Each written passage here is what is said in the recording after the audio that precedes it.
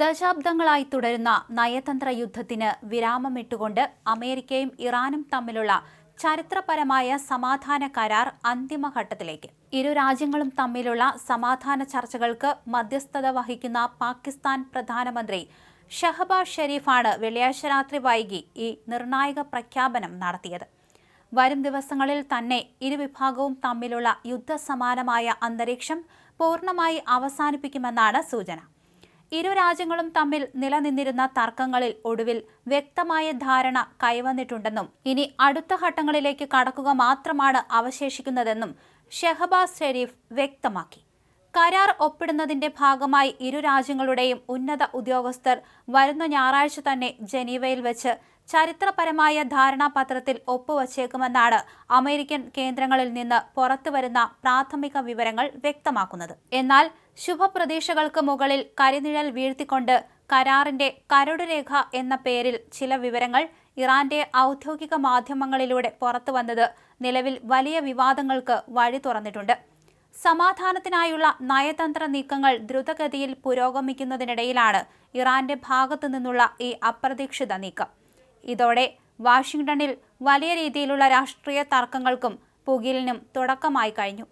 Iran മാധ്യമങ്ങൾ പുറത്തുവിട്ട 14 നിർദ്ദേശങ്ങളടങ്ങിയ കരട് രേഖയിൽ അമേരിക്കയ്ക്ക് കനത്ത തിരിച്ചടിയുണ്ടാക്കുന്ന വ്യവസ്ഥകളാണ് ഉള്ളത്.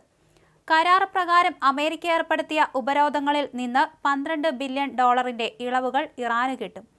ഇതിനു പുറമെ അമേരിക്കൻ നടപടികൾ മൂലം ഇറാനുണ്ടായ നാശനഷ്ടങ്ങൾക്ക് പകരമായി $300 ബില്യൺ, അതായത് ഏകദേശം 224 ബില്യൺ പൗണ്ട് വലിയ തുക നഷ്ടപരിഹാരമായി അമേരിക്ക നൽകണമെന്നും രേഖയിൽ പറയുന്നു. അന്താരാഷ്ട്ര തലത്തിൽ തന്ത്രപ്രധാനമായ ഹോർമോസ് കടലിടുക്കിന്റെ പൂർണ്ണ നിയന്ത്രണം ഇറാന്റെ കൈകളിൽ നിന്ന് തന്നെ നിലനിർത്തുമെന്നും ഈ വിവാദ കരടിൽ വ്യക്തമാക്കുന്നുണ്ട്.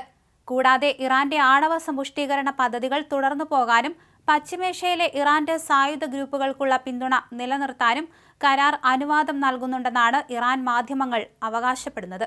ഇതാണ് അമേരിക്കയെ ചൊടിപ്പിച്ചതും. ഇറാൻ മാധ്യമങ്ങളിലൂടെ ഈ വിവരങ്ങൾ പുറത്തു വന്നതോടെ അമേരിക്കൻ പ്രസിഡന്റ് ഡൊണാൾഡ് ട്രംപിനെതിരെ സ്വന്തം സഖ്യകക്ഷികൾ തന്നെ രംഗത്തെത്തി കഴിഞ്ഞു. ട്രംപ് ഇറാന് മുന്നിൽ മുട്ടുമടക്കിയെന്നും ഇതൊരു കീഴടങ്ങൽ കരാർ ആണെന്നുമാണ് റിപ്പബ്ലിക്കൻ പാളയത്തിൽ നിന്നുപോലും ഉയരുന്ന കടുത്ത വിമർശനം. ഇതോടെ ട്രംപ് ഭരണകൂടം പ്രതിരോധത്തിലാവുകയും നയതന്ത്ര ചർച്ചകൾ കൂടുതൽ സങ്കീർണമാവുകയും ചെയ്തു. വിമർശനങ്ങൾ കടുത്തതോടെ സ്വന്തം സോഷ്യൽ മീഡിയ പ്ലാറ്റ്ഫോമായ ട്രൂത്ത് സോഷ്യൽ വഴി ഇറാന്റെ അവകാശവാദങ്ങളെ പൂർണ്ണമായി തള്ളി ട്രംപ് രംഗത്ത് വന്നു. പുറത്തുവന്ന വാർത്തകൾ തികച്ചും വ്യാജമാണെന്നും ഇരു രാജ്യങ്ങളും തമ്മിൽ സമ്മതിച്ച വ്യവസ്ഥകളുമായി ഇതിന് യാതൊരു ബന്ധവുമില്ലെന്നും ട്രംപ് വ്യക്തമാക്കിയിരുന്നു. കരാറിനെക്കുറിച്ചുള്ള ഇറാന്റെ പ്രസ്താവന അങ്ങേയറ്റം ബലഹീനവും ലജ്ജാകരവുമാണെന്നും വിശ്വസിക്കാൻ കൊള്ളാത്തവരുമായാണ് തങ്ങൾ ഇടപഴകുന്നതെന്നും ട്രംപ് ആഞ്ഞടിച്ചു.